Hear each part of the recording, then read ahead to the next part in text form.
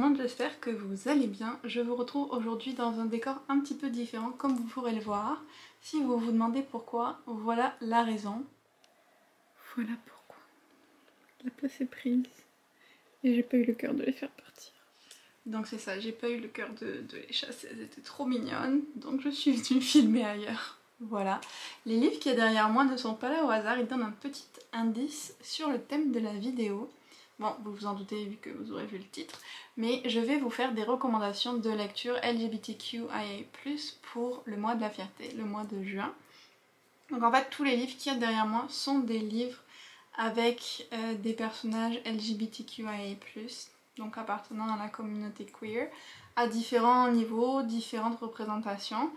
Mais ce n'est pas de eux que je veux vous parler, non, j'ai fait une sélection spéciale pour cette vidéo en me basant sur le challenge organisé par la Voix des lectrices qui s'appelle La fierté de nos voix et qui aura lieu en juin, donc en fait qui commence là. Donc il y a 6 catégories pour ce challenge et je vais vous proposer des recommandations de lecture pour toutes ces catégories et en plus celles que moi j'aimerais lire. On va commencer par la première catégorie qui est une lecture feel good queer. Et pour cette catégorie-là, j'ai choisi You Should See Me in a Crown de Leah Johnson, qui en plus, je pense, va sortir ou est sorti en français sous le nom de La méthode Likely. Je suis de Saxus, c'est ça. Donc là, on suit une jeune fille noire et lesbienne qui va en fait décider de concourir comme prom queen, donc reine de promo, pour gagner une bourse d'études. Et donc ça amène beaucoup de quiproquos, dur à dire, des remises en question de sa part, des changements dans ses amitiés, et en plus de ça, elle va rencontrer une autre fille dont elle va tomber amoureuse. Donc c'est vraiment un livre qui est super mignon et agréable à lire. Ça veut pas dire qu'on parle pas de sujets un peu plus difficiles des fois, mais c'est quand même vraiment chouette et très très feel good. Donc ça c'est ma recommandation pour cette catégorie-là. De mon côté, j'aimerais lire Jay's Gay Agenda. C'est pas facile à lire. J'ai pas encore la copie physique du livre, mais je devrais la recevoir au cours du mois. Et en fait, c'est un jeune garçon, Jay, donc qui est gay. C'est donc la seule personne qui semble appartenir à la communauté queer dans son lycée, jusqu'au jour où il déménage dans une autre ville et où là il découvre plein d'autres personnes qui appartiennent à la communauté, il va faire de nouvelles amitiés et puis il va tomber amoureux d'un garçon. Mais au final, c'est pas si facile que ça pour lui, donc voilà, ça avait l'air mignon et relativement léger, donc je trouvais que ça irait bien pour cette catégorie là. Ensuite on a la catégorie lire une romance par une auteurice queer, donc ça j'en ai lu une il n'y a pas longtemps que je vais vous recommander parce que je l'ai adorée. C'est One Last Stop de Casey McQuiston qui a écrit Red, White and Royal Blue, que je vous recommande aussi d'ailleurs, qui devrait être traduit un jour peut-être. Voilà, on l'attend depuis des mois. Mais en tout cas, pour revenir sur One Last Stop, c'est une romance trop mignonne. J'ai écouté le livre audio, il était vraiment bien. Entre Auguste, j'ai eu un bug, Auguste qui est une jeune fille de notre époque qui est bisexuelle, qui arrive à New York, qui rentre dans une coloc avec que des personnes queer et j'adore tous ces personnages, ils étaient vraiment géniaux. Et un jour dans le métro, elle va rencontrer Jane. Sauf qu'elle va se rendre compte en fait que Jane vient d'une autre époque et est coincée sur la ligne de métro et ne peut plus en sortir. Donc une romance un petit peu compliquée et surtout qu'on va essayer de comprendre comment est-ce que Jane elle est bloquée, comment la libérer et tout. Donc c'était trop mignon, c'était super bien écrit et je me suis régalée, je vous la recommande à 200%. De mon côté, j'ai choisi de lire pour cette catégorie un autre livre que je vais recevoir bientôt qui est The Darkness Outside Us d'Eliot Schreifer. C'est un type de roman que je me suis rendu compte que j'aimais bien, c'est des romans LGBTQ dans l'espace. Voilà, c'est une espèce de sous-genre peut-être, je ne sais pas. Mais en tout cas là on va suivre deux garçons qui se détestent mais qui se retrouvent ensemble dans un vaisseau qui part de la Terre pour aller sur une colonie qui est sur une autre planète ou une lune d'une autre planète, je crois que c'est Titan, quelque chose comme ça, bref. En tout cas ils vont sauver quelqu'un qui est sur cette colonie de la Terre parce que la Terre a plus ou moins été... La Terre est en très mauvaise posture on va dire. Donc ils partent, ils sont super ennemis et puis ils vont tomber amoureux et en parallèle ils essayent de comprendre qu'est-ce qui s'est passé pour que ça se soit mal passé sur la colonie. Je crois qu'il y a aussi une histoire de ils sont sur le vaisseau mais ils se souviennent plus comment, donc beaucoup de mystères autour de leur voyage. Donc ça avait l'air très intriguant et j'aime bien ce genre de choses là. Donc j'espère ne pas être déçue. La troisième sous-catégorie, c'est de lire un livre avec un personnage aromantique ou asexuel. Et pour cette catégorie-là, je voulais vous recommander Ella Tsoe, qui est un de mes livres préférés de l'an dernier. Donc lui, il n'existe qu'en anglais, c'est le cas de beaucoup de ceux que je vous présente, mais en même temps, ça représente ce que je lis. Voilà, j'espère que vous trouverez des idées quand même.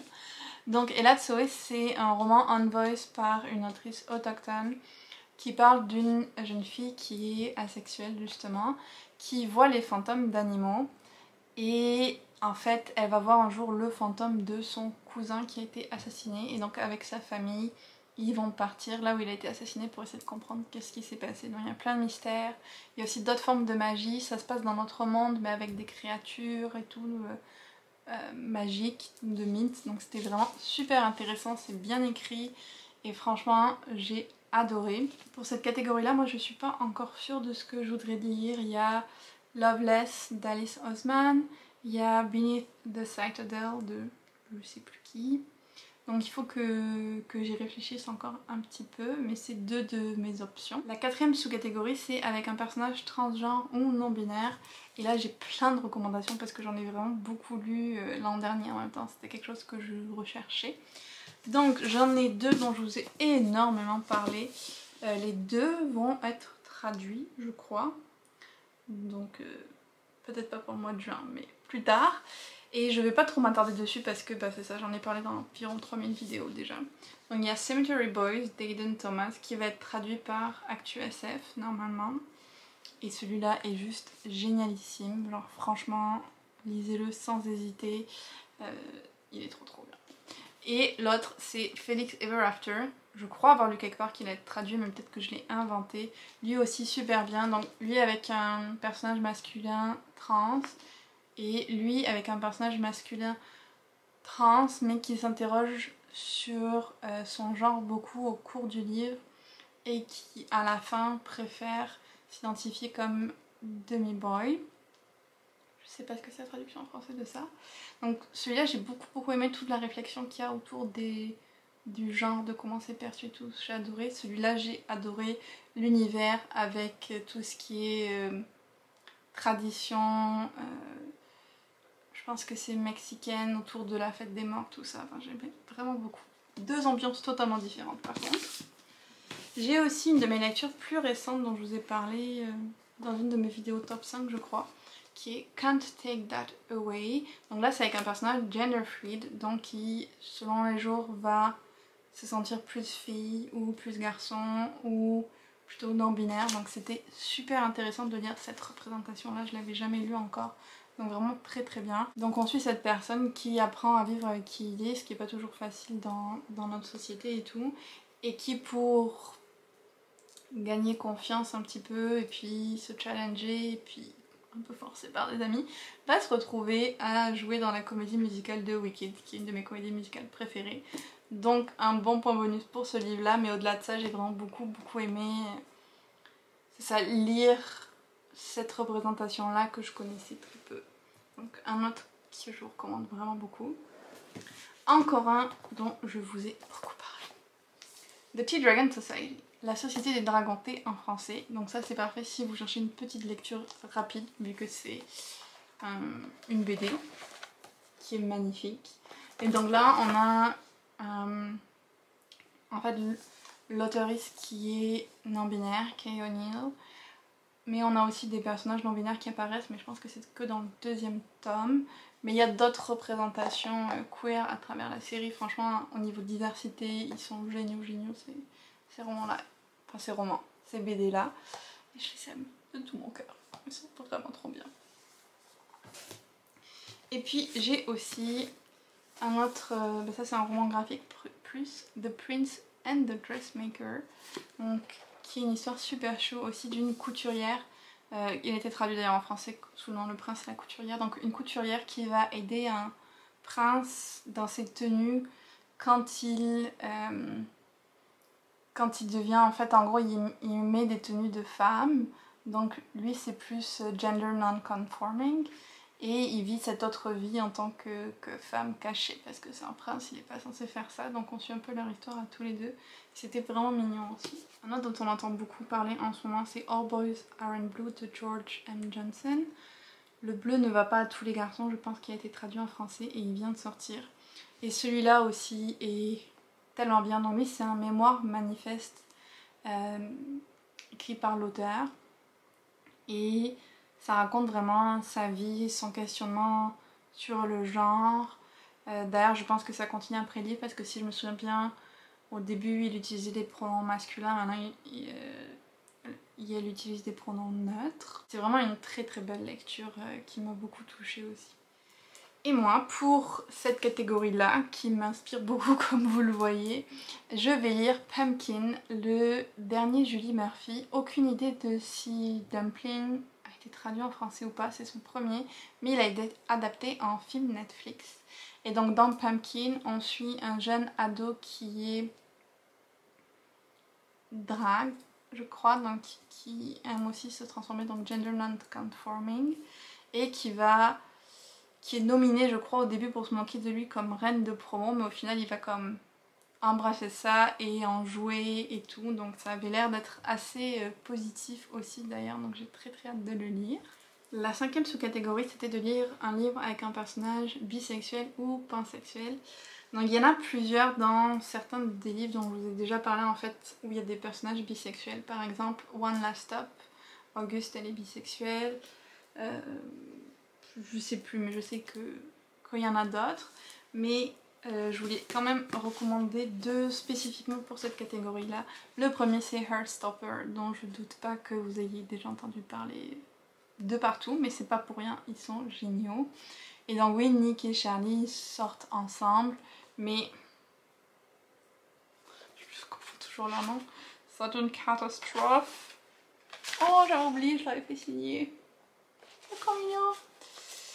Nick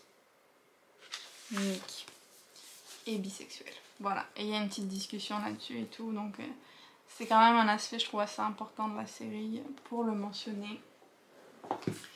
Dans Red, White and Royal Blue aussi, un des deux personnages est bisexuel d'ailleurs. Et l'autre que je voulais vous recommander, que j'ai adoré, c'est Miss Meteor d'Anna Marie McClement et Taylor K. Merriam, avec un personnage pansexuel. Je crois que c'est elle. Et donc j'avais beaucoup aimé d'avoir cette représentation là aussi parce que pareil je pense que j'avais jamais lu un livre avec un personnage pansexuel avant. Il y a aussi un personnage trans, il y a donc beaucoup de diversité en fait au-delà de ça dans ce livre là. C'est encore une fois une histoire de reine de promo et tout ça, sauf que là c'est la Miss de la ville, Meteor. Donc Lita qui est pas du tout le stéréotype qui est élu d'habitude on va dire, qui sont les filles blondes et minces qui semblent américaines et tout, qui sont élues. Elle a plus un type latino avec plus de forme, elle n'a pas le style classique des Miss, voilà. Et donc elle va quand même postuler et on la suit à travers encore une fois tout ce processus, un peu comme dans You Should See Me in a Crown. D'ailleurs les couleurs se ressemblent. Oh. Donc c'était trop bien ce livre là, il y a tellement d'autres choses qui se passent dont je peux pas vous parler, mais ça parle beaucoup de tout ce qui est aussi préjugés, homophobie, transphobie, tout ça. Et c'est super bien écrit, je l'adore. Et moi pour cette catégorie là en fait j'avais prévu de lire One Last Stop, mais sauf qu'au final j'ai pu l'avoir plutôt en service presse, donc il faut que je trouve autre chose. Voilà. Et la dernière sous-catégorie c'est un ouvrage avec des luttes intersectionnelles, donc avec un personnage de la communauté queer, mais aussi par exemple un personnage noir ou un personnage handicapé, un personnage qui fait face à d'autres difficultés. Et j'en ai choisi deux pour cette catégorie-là. Le premier c'est Clap When You Land d'Elisabeth Acevedo, qui est un roman en vers libre. Et Elisabeth Acevedo est tellement bonne pour écrire ça, franchement. J'ai lu le livre audio qui est narré par elle et par une autre personne qui est aussi géniale. Et en fait c'est l'histoire de deux sœurs qui ont le même père, en fait des demi-sœurs. Il y en a une qui vit en République dominicaine, c'est ça, et l'autre qui vit aux États-Unis. Et en fait leur père a toujours caché qu'il avait ces deux familles-là jusqu'à ce qu'il meure. Et c'est là qu'elles se découvrent. Et donc un peu c'est l'histoire de leur vie parallèle jusqu'à ce moment et puis après. Et on voit les difficultés auxquelles elles font face du fait que elles sont à moitié, ou totalement d'ailleurs en fait, de la République dominicaine. Donc les difficultés plus liées à leur origine, les difficultés liées au fait de vivre en République dominicaine pour une jeune femme, la pauvreté pour celle qui y est aussi. Donc voilà, il y a différents thèmes abordés dans ce livre, en plus du fait qu'il est extrêmement bien écrit, donc lui aussi je vous le recommande vraiment. Je sais pas s'il va être traduit, mais j'ose espérer que oui, parce que ses autres sont traduits. Donc on va espérer. Et le dernier c'est The City We Became d'N.K. Jemisin. Alors ça c'est assez différent de tout ce que je vous ai présenté parce que ça c'est de la science-fiction, même si ça se passe à New York. En fait ça raconte l'histoire de la ville de New York qui va naître à travers différents avatars humains. Beaucoup d'entre eux sont queer et ils sont... je crois que la majorité sont noirs et il y en a un qui est Latinx, je crois. Donc ça parle beaucoup aussi de racisme dans ce livre-là. Et vous avez de la chance parce qu'il a été traduit en français sous le nom Genèse de la Cité. Donc vous pourrez le lire dans tous les cas. Et pareil, ça a été un de mes livres préférés de l'an dernier, celui-là. Et j'en ai encore deux autres pour cette dernière catégorie. C'est One of the Good Ones, qui pareil parle de racisme en plus du fait d'appartenir à la communauté LGBTQIA+. Donc là c'est assez compliqué à expliquer parce que c'est un peu un côté thriller aussi. En gros c'est une fille qui va se faire arrêter à une manifestation par la police et qui va mourir en détention parce qu'elle a pas reçu les soins qu'elle avait besoin de recevoir. Et ses deux sœurs, pour essayer de faire la paix avec sa mort, vont partir avec son meilleur ami et sa petite amie dans un voyage à travers les États-Unis pour comme honorer sa mémoire. Et puis il va se passer plein de choses dans ce voyage. Je pense que c'est à peu près tout ce que je peux vous dire sur ce livre-là. Et l'autre c'est The Black Flamingo de Dean Atta. Je suis en train de chercher ma mémoire de fou là.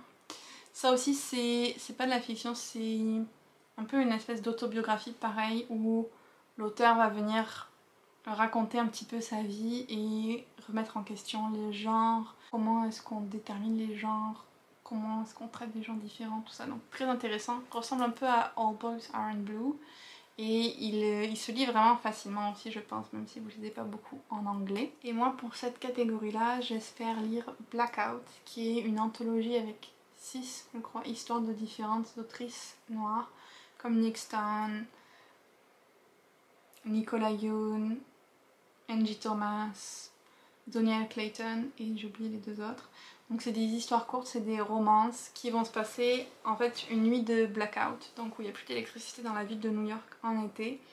Et je sais qu'il y en a certaines qui sont queer et comme les autrices sont noires, je doute pas non plus que ça va parler de racisme ou d'autres sujets, même si peut-être ça va rester plus léger. En tout cas je me dis qu'il pourrait correspondre pour cette catégorie. On verra quand je l'aurai lu, on peut pas être sûr pour l'instant mais on verra. Donc voilà, je pense que cette vidéo est assez longue mais j'avais beaucoup de livres dont je voulais vous parler. J'espère que ces recommandations vous auront inspiré. N'hésitez pas à piocher dedans pour faire le challenge, pour faire un autre challenge ou juste pour vos lectures en général et pas que pendant le mois de juin. Moi j'essaie vraiment de diversifier mes lectures tout au long de l'année. Aussi sur Instagram je vais partager pas mal d'autres recommandations. Bon, quelques similarités avec celle-ci mais aussi des différentes par thème. Donc n'hésitez pas à aller voir, je vais les partager tout au long du mois de juin. Dites-moi si vous avez lu certains de ces livres, s'il y en a qui vous tentent comme d'habitude. Et puis je vous retrouve très bientôt pour une autre vidéo.